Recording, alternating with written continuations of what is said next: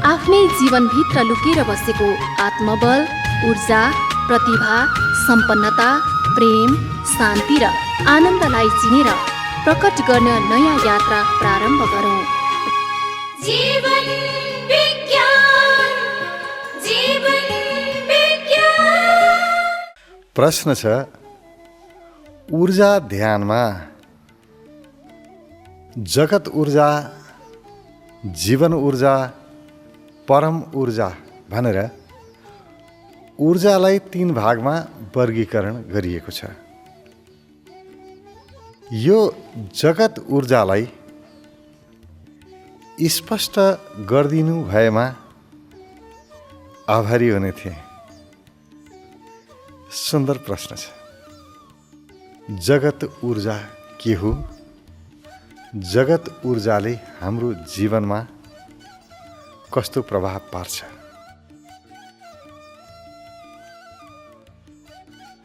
सारा सृष्टि ऊर्जाबाटै निर्माण भएको छ। जे देखिन्छ सबै ऊर्जा हो, जे अनुभव गरिन्छ सबै ऊर्जा हो, जे सुनिन्छ सब ऊर्जा हो। हाम्रा 5वटा ज्ञानेन्द्रियले जे अनुभव गर्न सक्छन् सबै ऊर्जाकै भिन्न भिन्न रूपहरू हुन्। सबै शक्ति हो। ऊर्जा भए सबै छ, ऊर्जा नभए केही पनि छैन। ऊर्जा भए म छु, ऊर्जा नभए म पनि छैन। रुनलाई पनि ऊर्जा चाहिन्छ, हाँस्नलाई पनि ऊर्जा चाहिन्छ। ऊर्जा क्षीण भयो भने न रुन सकिन्छ न हाँस्न सकिन्छ। पुरा जीवन ऊर्जाबाट चलेको छ। सबै सृष्टि ऊर्जा नै ऊर्जा हो। मैले अनुभव गर्न सक्ने ऊर्जामा एउटा मेरो आफ्नो ऊर्जा, जीवन ऊर्जा, अर्को मभन्दा बाहेकको ऊर्जा, जगत ऊर्जा, जो मभन्दा अलग मलाई त्यस्तो अनुभव हुन्छ। अर्को व्यक्ति हो, अरू सामान हो, अरू वस्तु हो, म त होइन। त्यसको ऊर्जा फरक छ, मेरो फरक छ। उसको ऊर्जाले मलाई प्रभाव पारिरहेको हुन्छ, मेरो ऊर्जाले पनि उसलाई प्रभाव पारिरहेको हुन्छ। मभन्दा भिन्न छ। मभन्दा भिन्न जति पनि ऊर्जाहरू छन् ती जगत ऊर्जा हुन्। त्यो जगत ऊर्जाले हाम्रो जीवनमा धेरै ठुलो प्रभाव पारेको छ। किनभने हरेक ऊर्जाबाट हामी प्रभावित हुन्छौँ। कुनै पनि वस्तु देख्यो हामी प्रभावित भइहाल्छौँ। छोयो प्रभावित हुन्छौँ, सुन्यो प्रभावित हुन्छौँ, गन्धले प्रभावित गर्छ, स्वादले प्रभावित गर्छ। कुनै पनि वस्तुबाट हामी प्रभावित हुन्छौँ। अब कस्तो प्रभाव पर्छ त? प्रभाव त पर्छ, कुनै पनि वस्तुको पर्छ। कस्तो प्रभाव पार्ने, यो सर्वाधिक महत्त्वपूर्ण विषय हो। कुनै पनि ऊर्जाको 2टा आयाम हुन्छ। एउटा सकारात्मक आयाम, अर्को नकारात्मक आयाम। सकारात्मक नकारात्मकको अर्थ एउटा मलाई राम्रो प्रभाव पार्ने, त्यसलाई सकारात्मक भन्यौँ। एउटा मलाई नराम्रो प्रभाव पार्ने, नकारात्मक। एउटा दुःखको अनुभव गराउने, अर्को सुखको अनुभव गराउने। आखिरी ऊर्जा त ऊर्जा हो। तर कुनै ऊर्जाले दुःख अनुभव गराउँछ, कुनै ऊर्जाले सुख अनुभव गराउँछ। बोली त बोली हो। कुनै बोलीले कति आनन्द दिन्छ, शीतलता दिन्छ। कुनै बोलीले मन घोच्छ, चित्त दुखाउँछ, रुवाइदिन्छ। बोली मात्रै भनेर हुँदैन, ऊर्जा मात्रै भनेर हुँदैन। केही प्रभाव पार्नेछन्, केही प्रभाव नराम्रो पार्नेछन्, राम्रो पार्नेछन्। त्यसकारण ऊर्जालाई जान्न जरुरी छ। कस्तो ऊर्जाले मलाई कस्तो प्रभाव पारिरहेको छ थाहा पाउनुपर्छ। होइन भने नकारात्मक ऊर्जाले हाम्रो जीवनलाई कष्टकर बनाउँछ। मनको अशान्ति, शरीरको बिमारी सबै नकारात्मक ऊर्जाको परिणाम हो। हामीलाई नकारात्मक ऊर्जाले प्रभाव पार्यो, हामीले नकारात्मक ऊर्जा आफूमा प्रवेश गर्न वातावरण बनाइदियौँ, प्रवेश गर्यो हाम्रो शरीरमा, त्यसपछि हाम्रो मन मस्तिष्क दुईटै अस्वस्थ भयो, बिमारी भयो। यो बिमारीको मूल कारण जीवनमा जति पनि समस्या आएका छन् ती सबै समस्याको मूल कारण नै ऊर्जालाई नजान्नु र गलत ऊर्जालाई आफूभित्र प्रवेश दिनु हो। यदि ऊर्जालाई चिनेर कुन ऊर्जालाई लिने कुन ऊर्जालाई नलिने जान्यौँ भने हामी सम्पूर्ण समस्याहरूबाट आफूलाई बचाउन सक्छौँ। अब प्रश्न आउँछ, कुन ऊर्जा कसरी जाने पनि के काम लाग्यो र? जसरी कसैले गाली गर्यो, मैले जाने त्यसले गाली गर्यो, त्यो नकारात्मक ऊर्जा हो, त्यसले मलाई नकारात्मक प्रभाव पार्छ, थाहा छ। तर के गर्नु, गाली सुन्ने बित्तिकै चित्त दुखिहाल्छ, मनमा प्रवेश गरि नै हाल्यो। के गर्ने होला? यस्तो अवस्थामा के गर्ने? ऊर्जालाई जानेर पनि त उपाय रहन्छ नि। जस्ताको तस्तै भित्र प्रवेश गर्दछ। कसैले केही भन्यो चित्त दुखिहाल्छ, कहीँ गल्ती गर्यो कसैले रिस उठिहाल्छ, त्यो नकारात्मक ऊर्जा हावी भइहाल्छ। अब के गर्ने? कसरी आफूलाई बचाउने? यही बचाउने विधिलाई ऊर्जा ध्यान विधि भनिन्छ। ऊर्जाका विधिहरूबाट हामी आफूलाई पूर्ण रूपमा सुरक्षित गर्न सक्छौँ। यसमा आफूसँग भएको तीनटा शक्तिलाई उपयोग गर्नुपर्छ। एउटा शारीरिक शक्ति, अर्को मानसिक शक्ति, अर्को भावनात्मक शक्ति अथवा भाव शक्ति। भावना फरक छ, भाव फरक छ, यी दुईटैलाई प्रयोग गर्नुपर्छ। यी शक्तिहरूलाई प्रयोग गरेर हामी कुनै पनि बाहिरबाट आउने ऊर्जालाई सकारात्मक बनाउन सक्छौँ, आफू अनुकूल बनाउन सक्छौँ। बाहिरबाट जस्तो सुकै आओस् त्यसलाई पचाउन सक्ने क्षमता हामीमा विकास हुन्छ। असली कुरा के रहेछ भने आफ्नो क्षमता रहेछ। हामीले क्षमता वृद्धि गर्नुपर्दो रहेछ। जस्तो सुकै कुरा आओस् न, पचाउन सक्ने क्षमता भयो भने त्यसले असर गर्दैन। यदि पचाउन सक्ने क्षमता भएन भने कठिन हुन्छ। जस्तो भनौँ न, मेरो पाचन प्रणाली बलियो छ भने जस्तो खाना खाए पनि म पचाइदिन्छु, तर पाचन प्रणाली कमजोर छ भने सुपाच्य खानेकुराहरू, पचाउन सजिलो हुने खानेकुरा खाए पनि पच्दैन। अब के गर्ने? अब खानेकुरालाई दोष दिएर के गर्नु? पाचन प्रणाली कमजोर भयो नि त। आफ्नो पाचन प्रणाली राम्रो बनाउनु, आफ्नो क्षमता राम्रो बनाउनु हो, आफ्नो क्षमता वृद्धि गर्नुपर्छ। त्यसकारण शरीरको पनि साथ लिने, शरीरलाई क्रियाशील गराउने योग, व्यायाम इत्यादि गर्नुपर्छ। शारीरिक रूपमा आफू सक्षम हुनुपर्छ। यसले बाहिरबाट आउने प्रभावलाई हामी कम गर्न सक्छौँ। जस्तो हामीले अनुभव गरेका छौँ, आफ्नो शरीर कमजोर भएको बेलामा कहिलेकाहीँ हुन्छ नि, बिरामी भइन्छ, शरीरमा तागत हुँदैन, अत्यन्तै कमजोर अनुभव हुन्छ। त्यसरी आफ्नो शरीर कमजोर भएको बेलामा सानो कुरा कसैले भन्यो भने पनि चित्त दुख्छ, साना साना कुराहरूले पनि मन दुखाउँछ, हामी अत्तालिन्छौँ। सानो कुराको प्रभाव सिधै पर्छ। तर शारीरिक रूपमा एकदमै बलियो सक्षम भएको बेलामा, फुर्ती आएको बेलामा कसैले त्यस्तै कुरा केही भन्यो भने चित्त दुख्दैन। त्यो पहिला त्यही कुराले चित्त दुखाउँथ्यो, अब दुखाउँदैन। यो हामी सबैले अनुभव गरेका छौँ। त्यसकारण बाह्य प्रभावलाई कम गर्नको लागि शारीरिक शक्ति, शारीरिक सबलता पनि आवश्यक छ।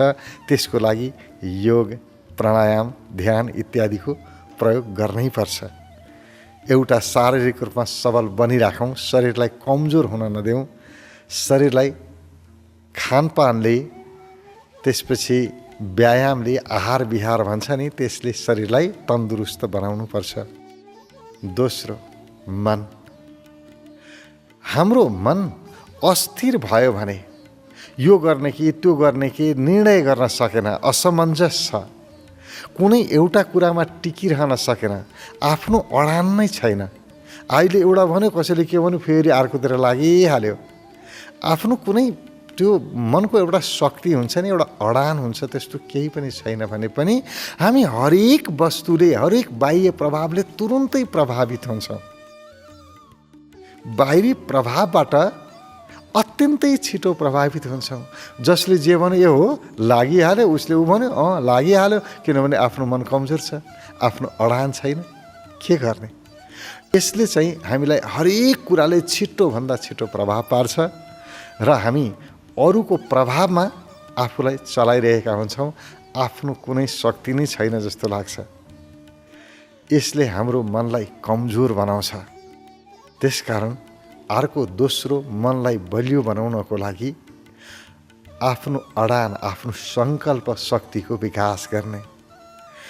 जसरी शारीरिक शक्तिको विकास गर्नको लागि खानपान, ध्यान, प्राणायाम इत्यादिको विधिहरू छन्, योगका विधिहरू छन्, यसलाई अनुसरण गर्नुपर्छ। त्यसै गरी मनलाई शक्तिशाली बनाउनको लागि सङ्कल्पका विधिहरू छन्, सङ्कल्पका नियमहरू छन्, त्यसको पालना गर्नुपर्छ। यसले चाहिँ हामीलाई आफ्नो मन बलियो बनाउने स्थितिमा लैजान्छ र हामी हरेक कुराहरूबाट छिटो प्रभावित हुँदैनौँ, हाम्रो मन प्रभावित हुँदैन। जसले जेसुकै भनोस्, मैले जुन बाटो लिएँ म हिँडेँ, बस दुनियाँ कराउँदै गर्छ, म आफ्नो बाटोमा निरन्तर हिँडिरहन्छु। यो अवस्था बन्दछ। आफ्नो सङ्कल्पमा, आफ्नो अडानमा, आफ्नो इच्छालाई, मूल इच्छालाई समातेर व्यक्ति आफ्नो जीवनलाई अगाडि बढाउँछ। अत्यन्तै सहज हुन्छ जीवन। अरूबाट ऊ प्रभावित हुँदैन, उसले अरूलाई चाहिँ प्रभाव पार्दै हिँड्छ। उसको अनुसरण अरूले गर्छन्, ऊ आफू अरूको अनुसरण गर्दैन। अरूले चाहिँ आफ्नो अनुसरण गरून्, त्यस्तो एउटा मूल मार्गको निर्माण गर्छ व्यक्ति जब आफ्नो सङ्कल्पमा प्रगाढ रूपमा अडानमा रहेको हुन्छ। त्यस्तै अर्को भावनात्मक शक्ति। भावनात्मक शक्तिलाई शुद्ध बनाउनको लागि भाव शक्ति चाहिन्छ। बिना भावना शुद्ध हुँदैन। अब भावना र भावमा फरक छ। भावना भनेको चाहिँ इमोसन अथवा प्रेम भाव, करुणा भाव, दया भाव, सहयोगी भाव इत्यादि भए, भक्ति भाव, यी सकारात्मक भावहरू। भावनामा पनि नकारात्मकता पनि हुन्छ, घृणा भाव, ईर्ष्या भाव इत्यादि पनि हुन्छ। खैर, हामीलाई नजाने गाउँको बाटो नसोध्नु भन्छ न, हामीलाई नकारात्मकतातिर जानु छैन, त्यसकारण सकारात्मकतातिरको कुरा गरौँ।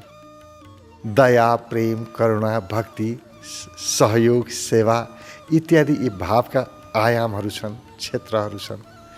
त्यो भावलाई प्रगाढ बनाउनको लागि